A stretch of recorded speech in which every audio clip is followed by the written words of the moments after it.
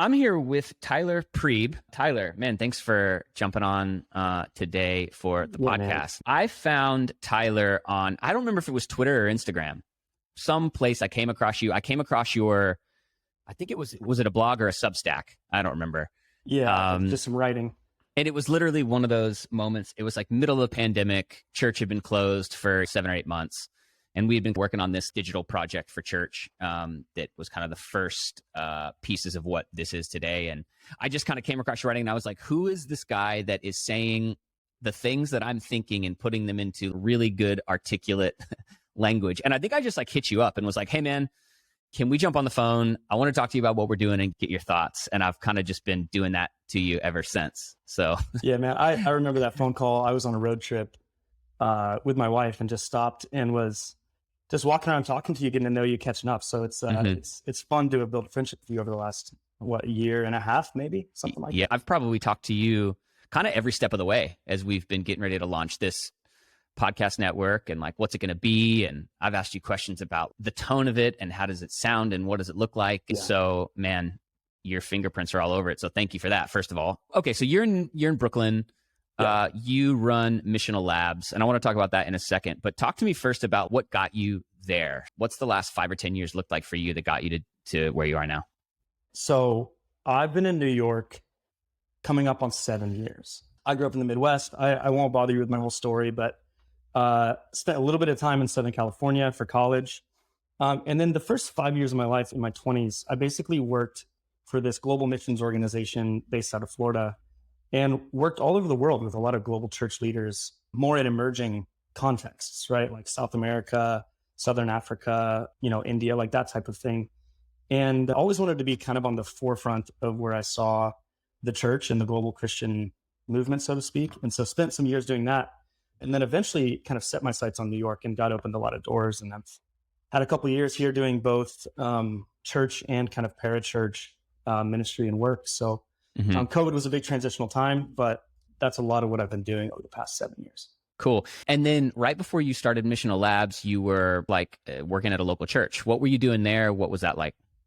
Yeah, so I spent about 4 or 5 years working really closely with a pastor named John Tyson in the middle of New York City, in Manhattan. I was his chief of staff, so to speak. So I basically helped him kind of pioneer his local congregation right in the heart of Midtown, took it from 0 to 1, took it from 1 to 10, so to speak, and just really helped shoulder the load and help try to pioneer a local church. I think that was like a big dream of mine, at least for a season, to make sure that my life wasn't just sort of academic or missional reflection or anything like that, but that actually that there was a tether and experience with the local church for a number of years. And so that was an awesome leadership experience and some of the best years of my life, actually, really fruitful. So that's awesome. And John has been a good friend of mine and a mentor in some ways over a lot of years. So I still go there. Me and my wife, we go to that church. We're leaders there. My wife runs the Alpha course there. So that church is a big part of our lives for sure. Awesome. And then you with John do the Missional Life course, which I'm sure we'll talk about here at some point as well. But that's been a project that you've launched in the last year as well. So, okay, before we jump into this, tell me what was and this is my personal curiosity. So you were working at a local church.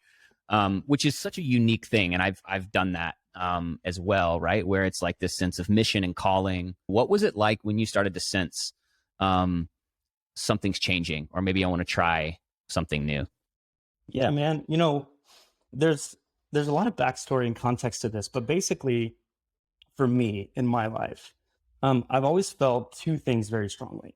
One is that I have a specific vocational call to the kingdom of God. Like I have a call to advance the mission of God in the world. And I also feel very strongly from a very early age that I'm not a pastor. I'm not a pastor of a local congregation.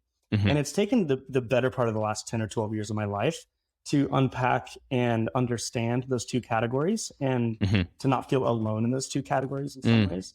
And so I've always been looking for maybe the role models or the categories or the language or whatever to understand that.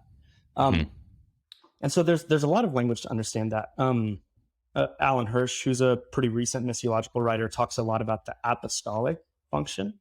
And he says that whatever your theological beliefs about the traditional apostles in scripture versus modern day empowered apostles or whatever, he says that the apostolic function is a gift from the Holy Spirit for the church.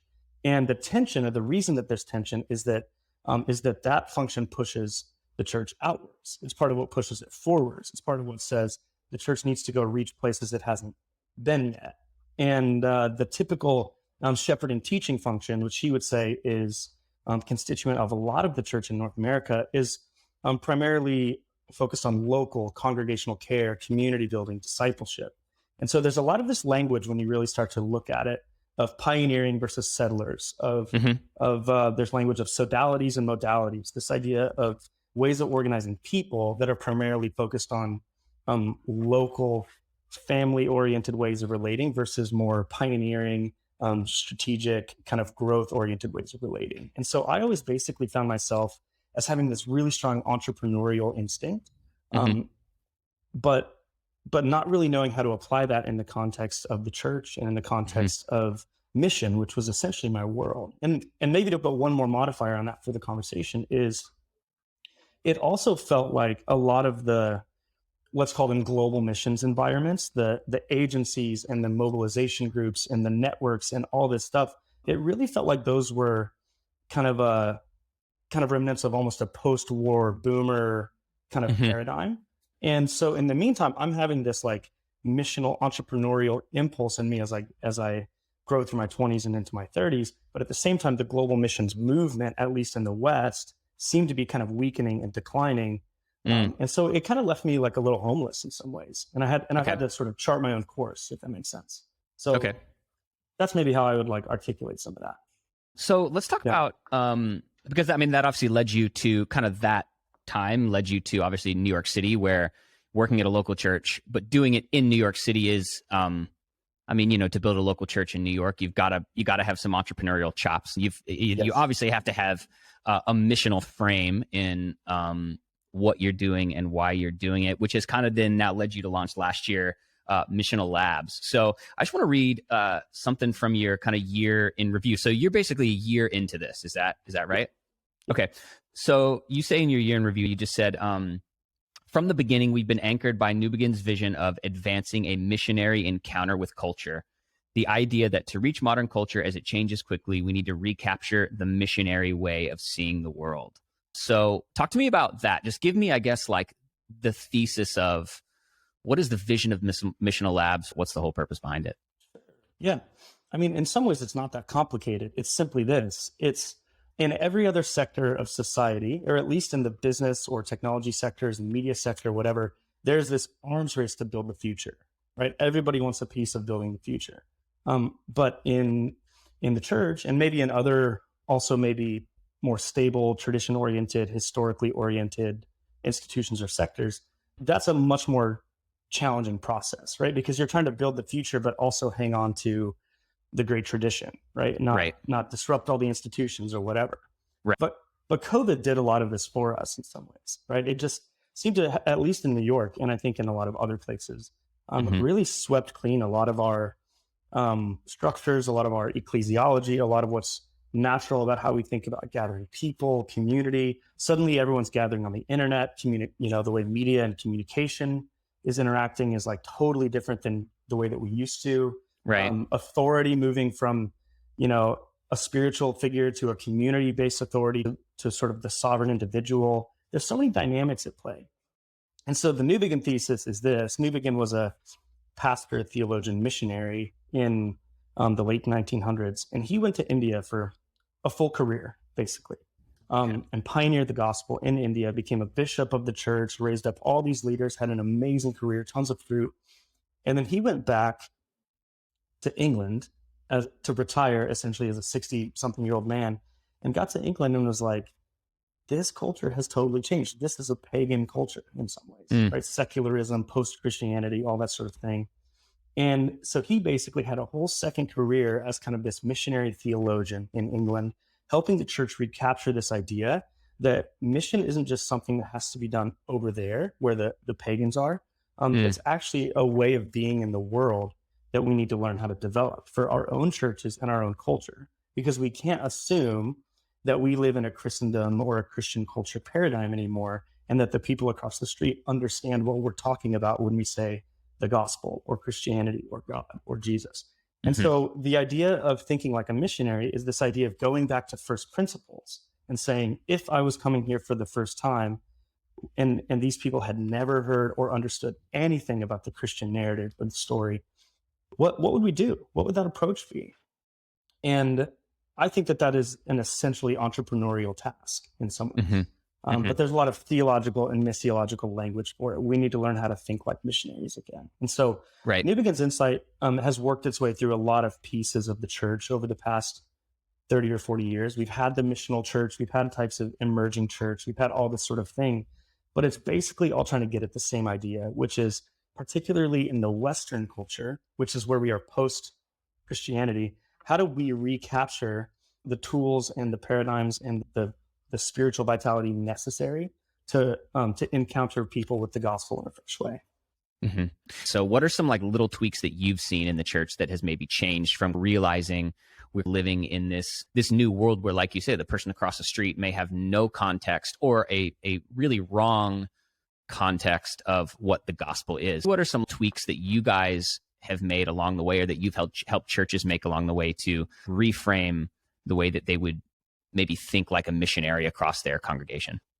I think that there's a lot of layers to it. I think there's theological, cultural, ecclesiological, and really practical layers. So culturally speaking, first of all, you have to start with where people are. And so this is a very different conversation in New York City than it is in Texas, or than it is in Alabama or Arizona or wherever, right? And so it's a very different conversation, because the culture in New York, the average person is so much farther down the path of post-Christianity and has a very different mix of motives, paradigms, worldviews, whatever, than the typical person in, say, Kansas, where I grew up, right? And this is why we see so much tension and polarity in the church and in the larger culture, because some people have this idea that we can still sort of purify and return to what was, and other people have said, no, that's over. We need to like figure out how to move forward, even if we're in exile, so to speak. And so I think understanding the cultural moment of your church's context is the first task in some ways.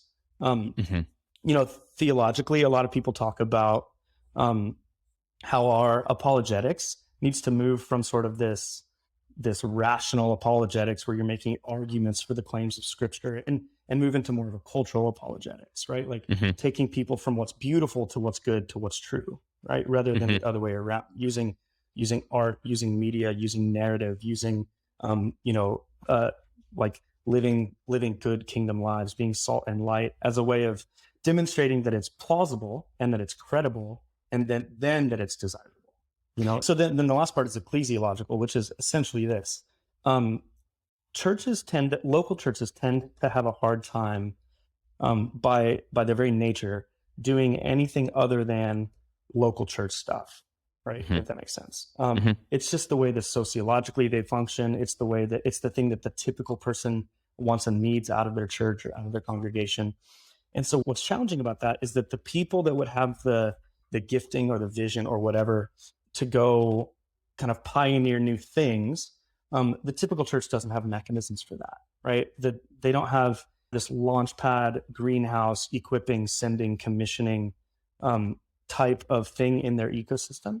Now, historically, churches had pretty strong global missions partnerships, like, hey, we support these 10 missionaries, put them on your fridge, pray for them. When they come back into town, they give a report. But we don't have anything remotely like that for kind of the 21st century. And so I think that's a big thing that's missing. Got it. I mean, there's a lot to this idea, but this is where, it's actually not the job of the shepherd of the local flock to go be the Navy SEAL, right? To go be the pioneer. Like it's not their job. And so what is their job is to create space and blessing and empowerment for those things to kind of pop up in the ecosystem of their congregation, right? And so it's having a vision for it and having the ability to empower the missionary pipeline or launch pad or whatever, because there's people in the congregation that have the heart or the vision or whatever, but there's no pathway. I want to actually go a bit deeper into that, because I think you bring up a really interesting point, and that is that the church should act as just like fruitful ground to create space to develop and empower those kinds of leaders. What do you think, at least, what would you say the characteristics of a pastor or senior leader who is aware of these kinds of giftings in people in their church? What does it look like in a local community perspective for a pastor to say, I'm behind this, I'm supporting it, and I want to make, space and room for it? Yeah, it's interesting, isn't it? I mean, I think that a lot of it depends on the culture of the pastor or the culture of the leadership team. But there's a lot of challenges along the way. I mean, for example, you know, typically we raise up people that kind of have the vision and the culture and the heart and the DNA of the house, right? They're the people they're all in, they're lean inners. But at the same time, it's ironic to me or funny that a lot of the people that are most missional, meaning they're actually out in the world, in the private sector, the public sector, the arts, the whatever, oftentimes are people that don't actually have the margin or capacity to be, 20 hours a week in church programming, so to speak. And so part of what the pastor has to be able to do is to recognize that and to continue to see and acknowledge and bless the people that are mature, that are empowered, that are living missionally, even if they aren't necessarily like in the room at every activity all the time.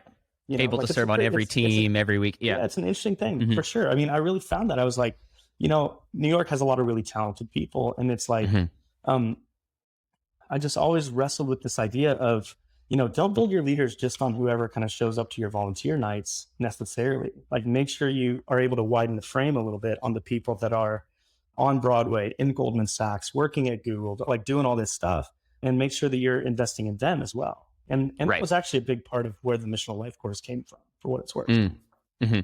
Yeah, no, I love that. Talk to me quickly about this idea, this theme of finding missional leverage. Yeah, well, okay. The first caveat that I obviously have to say is that Jesus did not operate from a typical strategic paradigm, right? He wasn't in Rome; he was in Jerusalem. Like, he had a very upside down ethic and logic, and so I think that is something that that has to be said first, right? Is that that this isn't just up and to the right, maximum efficiency, whatever. That said, I think that when you are looking at the structures of the church and the structures of the kingdom from a macro perspective, you begin to develop kind of a thesis or a hypothesis about where to kind of pull the levers and where to push your energy, which piece of the wall to build, so to speak. And there's other versions of this, right? Like, Tim Keller is famously known for saying, we need to plant churches in global cities. And here's why. Global cities have disproportionate cultural influence. Church plants are better at evangelism and mission than larger churches are. Like, he had all this rationale. And so one of the things that has really guided me is to say, okay, what does missiological leverage look like? If you have to make economic trade-offs, so to speak, about where to put time, energy, and resources, where do you put it? How do you begin to think about that? And I'm not saying that I've developed this perfectly or whatever, but in the same way that maybe a VC fund would have a sector or a thesis about where they're going to put their energy, like, it's the same idea from the concept of, I guess, what I call like macro missiology, right? The average person doesn't care about this. The average pastor doesn't care about this. But when you're looking at New York City, or when you're looking at like North America, or when you're looking at like the Western church, it's like, what is like a strategy that could begin to emerge for how to get upstream and tip the scales a little bit, right? So obviously, cities are really important because that's where ideas are shaped and produced, right? Obviously, the internet is really important because that's the zero marginal cost distribution to everybody on the planet of anything, right? Like, it's really important that we think about this. Raising up the next generation of leaders is really important. Most movements, ventures, whatever, are started by people in their 20s and 30s. Helping existing or mature movements, denominations, networks, nonprofits, charities, whatever, figure out how to leverage the resources that they've accumulated for the future, not just for the past. Like, that's really important, right? And so you begin to sketch out some of these different lanes of strategic thought, right? And you can do this globally too, right? Because what the emerging world in the global South needs from the West is very different now than it was 50 years ago. Because the church has matured in so many of those countries. And so they don't need pioneer missionaries in the same way as they might need collaborative specialists to kind of like fill the gaps in partnership and mutuality with the national church leaders in those countries. But then at the same time, there's still very good work being done in the 1040 window with people that have never heard the Bible in their own language, have never met a Christian. Like there's still a totally different world where missiological leverage looks completely different, right? Mm-hmm. And so it's important to be able to step back and like identify those things and look at them and say, okay, in this moment, in this cultural space, what is like the best use of time, energy, and effort at kind of a large scale picture? So it's just kind of like thinking along those lines in some ways. Mm-hmm. And it kind of leads to your idea of being a design-minded leader, right? So obviously one thing leads to the next. Talk to me about the concept of being a design-minded leader. Yeah. Okay. So in my early 20s, I had a couple mentors that I knew in the context of where I worked that were obsessed with design thinking. And so this was 2010, 2011, 2012. And I'd never heard of it. And I was like, what is this? But, design thinking is essentially a creative and innovation methodology. It's a way of thought. It's a way of blending kind of art and science, kind of creative and business all together. Apple probably is the most popular fruit of kind of a design ethic. Mm-hmm. And design thinking has moved its way as a discipline, kind of this interdisciplinary way of seeing the world and viewing the world from, computer science and technology into kind of product development, product strategy, into business strategy. Now there's design as a service. There's design for nonprofits, and there's IDEO and every other organization like them. And so the point is how do you bottle up the magic of innovation, right? But here's the thing: is that the church has asked this question for a long time as well, and it's the question of contextualization, right? It's the question of how do we translate the gospel so that it is comprehensible, plausible, desirable, makes sense, powerful, like among a person or group of people. And so part of what I studied and tried to write about was that the design process that we see in business and increasingly in the social sector actually has a lot of points of connectivity with the Christian task of contextualization. And so what we need to do is use and borrow some of the tools of design thinking, fill them with the kingdom imagination, and then equip leaders to be able to build the future and to build adaptive organizations and to respond quickly in times of change, right? And so I guess the argument is that design thinking is a critical skill for the Christian leaders of the future. And it's part of what's going to help us kind of reimagine how to reach modern culture, because so much of it is built on the empathy, human-centered, getting up close to incarnational principle, like all that sort of stuff that is the foundations of design thinking has so many strong echoes in what good missional practice looks like. What are some ways that churches, because I mean, you have worked with various churches to implement some of this into the way they think and plan and build their church. What are some practical applications of that? Well, so here's the thing. There's a big difference between theory and practice, right? The average person, even the average church staff, is not going to read a bunch of articles on missiology. They're not going to read Ralph Winter. They're not going to read Alan Hirsch. They're not going to read any of that stuff. They're also probably not going to read a bunch of theory on design thinking or whatever. And so, but what you can do at kind of the ground level is make sure that people are getting up close with the people they're serving, right? Like so much of it comes from the incarnational principle. Get up close. If you are not like doing the thing with people, if you are not in your community group, walking your neighborhood, in the prayer, if you're not doing that stuff, then you're actually not being fed with the insights necessary to know what to do next, right? And so all innovation at the ground level is essentially just solving problems for people. And a lot of it isn't even that complicated, right? When you're that up close, because you have so much context for who you're trying to reach, what they need, what the moment is for them, and what you can deliver them, right? And so a lot of it cashes out at the leadership level with just like equip your people to just do really good life on life ministry with the people that they serve, and equip them with permission to generate new ideas and to go after them. Basically, I think that's how it cashes out at like the leadership level in the church.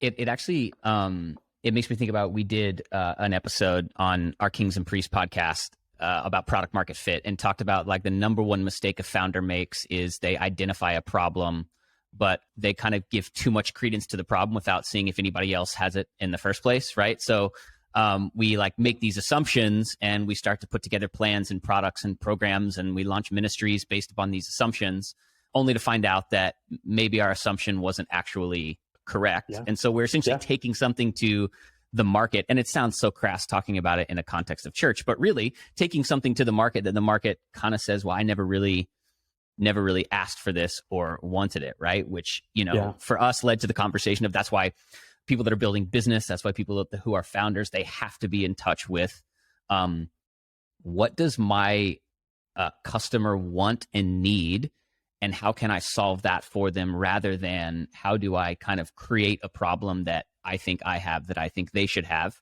and then develop products and services around that. So it's almost kind of like what you're saying in a ministry context is it's simply being really up close to the people that you are leading, to the people that you are pastoring, and responding to what you sense is, I guess, the need or the problems that they're needing to be solved. Yeah, I mean, so preaching is probably the most obvious, familiar kind of arena for contextualization, right? A good pastor who's preaching needs to know both how to articulate with simplicity, clarity, and power the ideas that they're trying to get across. They also need to be able to stand up and confront the cultural idolatries and the limiters and blockers and the things that are actually like keeping people from spiritual health and from fruit. And that's a tricky exercise, right? And then to do it in a way that helps people make sense of their larger cultural environment, make sense of their Monday through Saturday. It's a tricky task, right? And so a good pastor has to saturate themselves in both the lives of their people and the culture and the sort of cultural context where they are, and so many other things. And product market fit is a really powerful paradigm for thinking about all this. Like, how do you do product market fit between, the person of Jesus, the good news of the gospel, the story of the kingdom, and a secular person in New York City? Like that is a design challenge. And here's the thing, is that we're also in the transformation business. So this isn't just giving them what they want. Right. It's giving them something that maybe they don't want, but in a way that makes sense to them. Yeah. And that's a good point, because in some ways, missional ministry is revealing to someone a problem they may have that they don't know that they had, right? It's not just about giving people what they want. That's actually that's actually merges towards syncretism. And it's not just standing in Times Square with a sign saying the world's going to go to hell, right? Like, that's irrelevance. The Christ and culture synthesis is in the middle, and it's an art form. Yeah, I love that. Talk to me about, and I think this is a great way to transition into kind of this missional life idea. So, you kind of have this, and this isn't new, right? Everybody would say this, but I think you guys have put it into language and practice really well. And that is that everyone's a missionary. So what does it look like to live a missional life at my job in the city that I live in? Talk to me about like how this has all informed and gotten you guys to this place of launching the Missional Life course. It's interesting. Some people take issue with there's debate around that everybody's a missionary, everybody's not a missionary thing. For a lot of obvious reasons. You don't want to kind of water down what it means to be an actual sort of pioneering missionary or whatever. Right. But nevertheless, the New Testament talks about how we are all called to be ambassadors of the kingdom, right? We are all called to live Christian lives in public. We are all called to close the gap between our private faith and our public lives. And this is tough in a secular kind of moment, because part of what secularism does is says you can be religious in private, right? Essentially.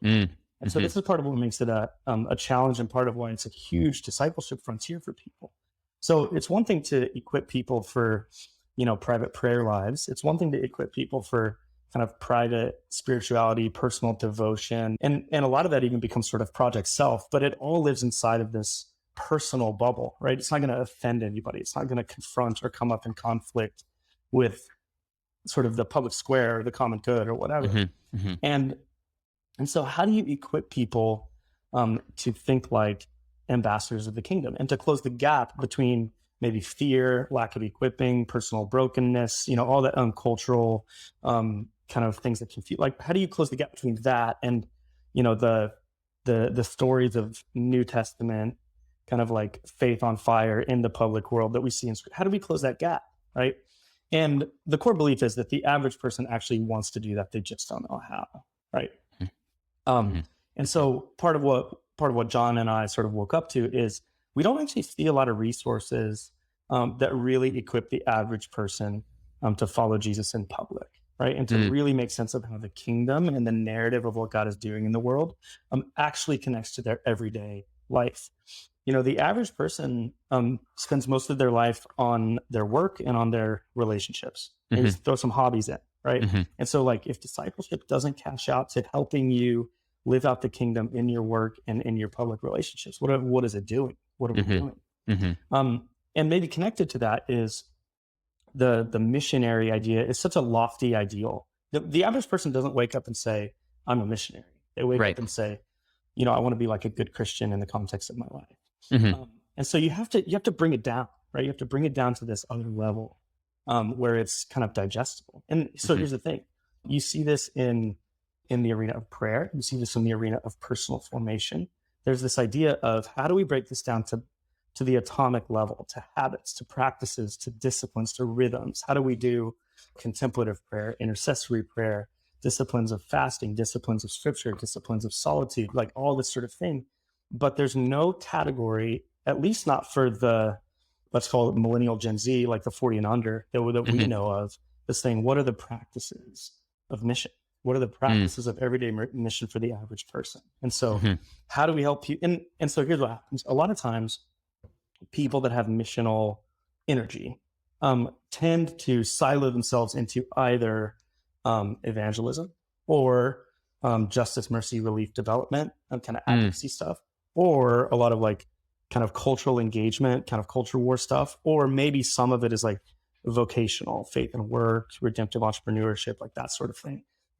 But or maybe it's like hospitality, right? Like my mission is like create space. And so, but there's very few frameworks that help tie that all together to the average person and say, hey, actually part of what it means to be an ambassador is you're living out of this kingdom story. You understand the gospel, you understand your identity, and then you have basic tools for evangelism and justice and work and hospitality and Sabbath. Like you have all of that in a way where you can live on mission for the distance.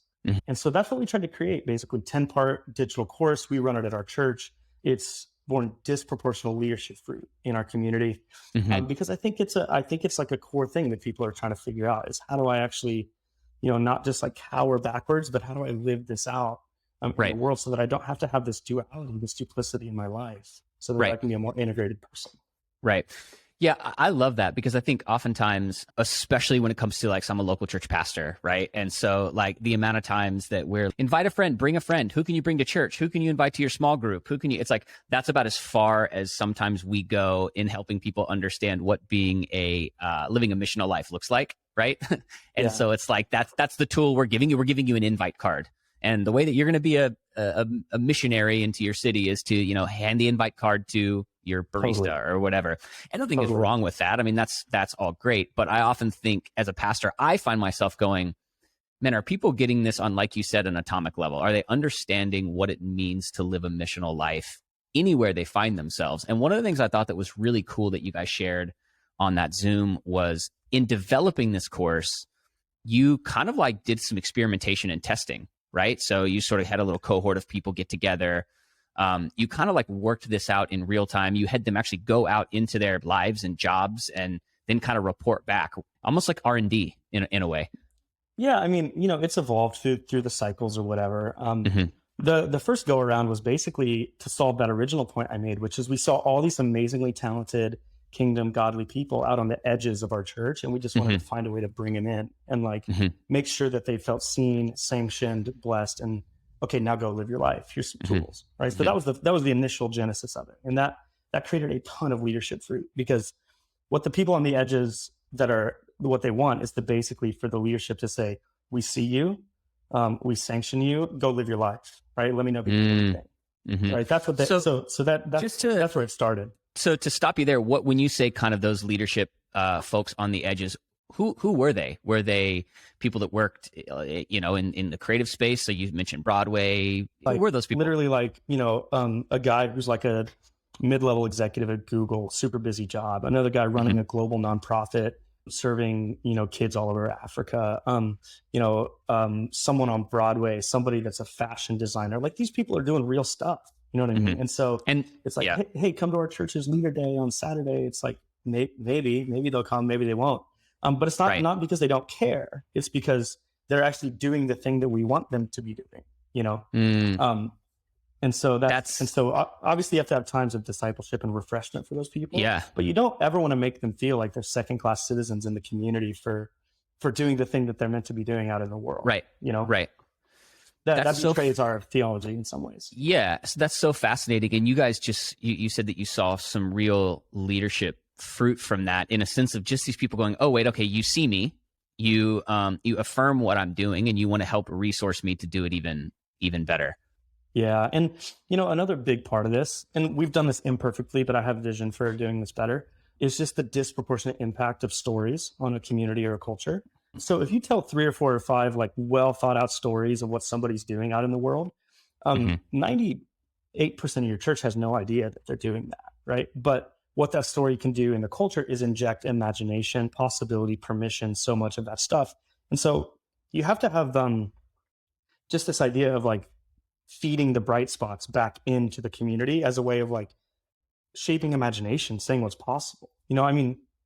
Obviously, like, it's so much easier on an organization to say, these are our 3 programs, these are our rhythms, this is our 1, 2, 3, 4 pathway. And the way to like win and get closer to the center is to like perfectly run the playbook of the 1, 2, 3, 4 pathway or whatever. But that's at that point, what are you building? Yeah, all you're building is kind of a copycat system. It's a factory, Right. Whereas I think the organic metaphors of cultivating and empowering and blossoming and bearing fruit are way better, And so, we have people that try stuff all the time. Someone's running a kind of a hospitality dinner thing on the side, or someone's running like a coffee meetup every week or whatever. And part of the job of the center of any network is to harvest the fruit on the edges and kind of like promote it, if that makes sense. And instead of saying, no, don't do that because this is the agenda here in the middle, if that makes sense. Right.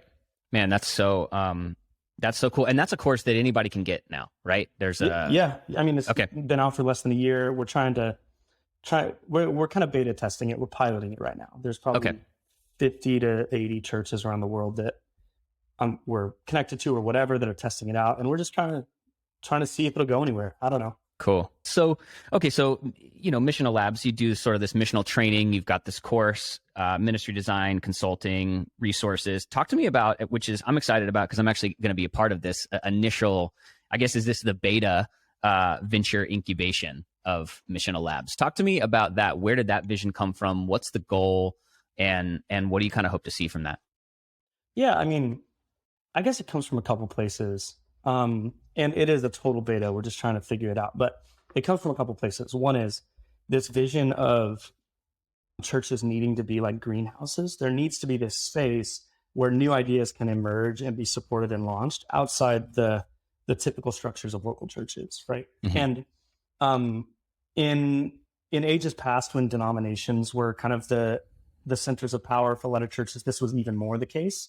Now there's a lot more of kind of an open market, free for all in a lot of church planting and mission or whatever. But just this idea of like, there needs to be these incubators that stand very specifically in the kind of consciously in the like kingdom, mission, gospel, like pioneering work, and help people like activate their dreams and their passions around that. I mean, part of what happened is that the entire social sector, all of nonprofits, all of charities, all of that, if you take it back 300 years, those were all basically originated as voluntary societies that were created by Christians that couldn't figure out how to do their objectives in the context of a local community. So they just had to build these larger societies, right? And you've seen this in history through the Jesuits, the Franciscans, the Benedictines. There's always these like secondary orders that kind of exist for the sake of kind of cultivating and generating fruit and new things for the sake of mission. And so I think also, so you have that, and then you have secondarily a lot of the entrepreneurial ecosystems that have emerged over the past 20 to 30 years, mixed with kind of the movement towards a more creative, information-based economy. It's never been easier to be an entrepreneur. It's never been easier to start something. The surface area for new ideas is bigger than it's ever been in the world. That's only going to increase and accelerate with everything that's happening on the frontiers of the internet and the creative economy and all of that sort of thing. And so we need to harness some of that entrepreneurial energy and fill it with kingdom imagination, right? Like that's my whole thing. And here's the thing that's missing. So there are, I think, pretty good examples of let's call them Christian-based business incubators or business accelerators. But there aren't really ones that basically fit that space of what's traditionally called sodalities, right? Like church adjacent, parachurch, like organizations that are trying to tackle problems in evangelism, discipleship, Christian education, cultural engagement, leadership development, and trying to say, hey, I've got some vision and some ideas. And what happens is these people go to their churches for help and they get nothing, right? And so then it's like, well, I guess my idea is not very good, or I guess I should just stick to my day job or whatever. And so what I'm trying to do is pull together these kind of first fruits that I've started seeing pop up around the place of people that are trying to do new stuff with evangelism, new stuff with discipleship, new stuff with cultural engagement, and say, hey, let's begin to create the beginnings of like a leadership ecosystem here, where we can support each other, learn from each other, help bring in kind of experts both from theology and church and also from business and growth and all this sort of stuff, and say, is there a way to do this ecosystem here, and try to figure this out. So we're just going to try and see what happens. And who are the kinds of people that are involved in kind of this initial one? What are some of the projects, even just generally, that they're working on to give people an idea of, if something they're working on would fit in this? Yeah, I mean, there's a few different new media projects figuring out how do you translate the gospel into modern culture through different forms of media. There's kind of digital evangelism projects. There's a guy that's trying to do kind of an underground network of kind of men in New York City to kind of like go after Jesus together, but kind of the next generation. I'm trying to think. There's all kind of people running kind of like small local businesses, coffee house, but they're very specifically kind of kingdom missional. So in some ways I'm just pulling from kind of my web a little bit. But like you can't ever, something can be small and still be really potent if the model is interesting and you tell the story right. Absolutely. Yeah. And so to me, it's more about like who has like kind of what seems to be kind of God-given vision. And how can, and part of why it's an incubator rather than an accelerator is that you have to create space earlier in the process for people to figure it out. You can't just say, oh, unless you already have a thing, I'm not going to help you. You have to create space to say, I see what you're going after, and let's help give shape to the idea. Yeah, I love that. We need to find a faith-based like crypto project to throw in there. We need to have don't like, get me started on that, man. That's a whole other conversation. Who's working on an NFT project that can jump in on the Missional Labs incubator? Yeah, I don't really know anyone, man, but the space that is going to be really interesting, just as maybe a topic for another time, is going to be DAOs. Is going to basically be decentralized autonomous organizations, because this is what churches are through history. They're networks, they're movements, they're collectives of people that go after an objective together. And so I think that there's going to be a lot of kind of missional DAOs of various types. I think churches are always 5 to 10 to 20 years behind on all this stuff. So it's going to take a minute, but it's going to happen, right? Like it's going to like new forms of governance, new forms of community, new types of orders that aren't geographically organized, they're digitally organized. Like that's happening and will continue to happen for sure. Yeah, I was talking to somebody about that the other day. What a DAO will like practically look like in the context of Christianity and faith, and I think it'll be interesting because it'll hit up against a lot of that like church authority hierarchy. It'll just be interesting to see what direction that takes, because in a local church setting, to go tell some senior pastor that the future of church is the DAO. And it probably is and isn't, right? Like every major force has sort of a reaction and counter reaction. But nevertheless, the seminal book, I think it was written 15 or 20 years ago now, was called The Sovereign Individual, right? And this was the book that basically articulated where this is all going. And in many ways has been very prescient. And so I think that what leaders do need to get their heads around is, what does missiology look like? What does community look like? What does discipleship look like? What does authority and discipline look like? What does all that look like when you basically have kind of a boundaryless, permissionless world of sovereign individuals, right? And what is a counterculture? What's the prophetic countercultural to that? Like, but we have to reckon with that idea in the same way that universities, nation states, cities, companies, like everybody's going to have to reckon with that idea. Yeah. Well, man, Tyler, this has been amazing. Thank you for taking the time to jump on. Where can people find you online? Missionallabs.co is probably Okay. the easiest way to just kind of find the central hub of whatever I'm doing. And I have a personal website. I don't update it that much, tylerprieb.com. I'm the only Tyler Prieb out there. So Instagram, Twitter, it's all there. Perfect. Amazing, man. Thank you. Yeah, man. Dude, thank All you. right, man. It's so fun to talk to you. Yeah, man. We'll do it again for sure. Okay, see you.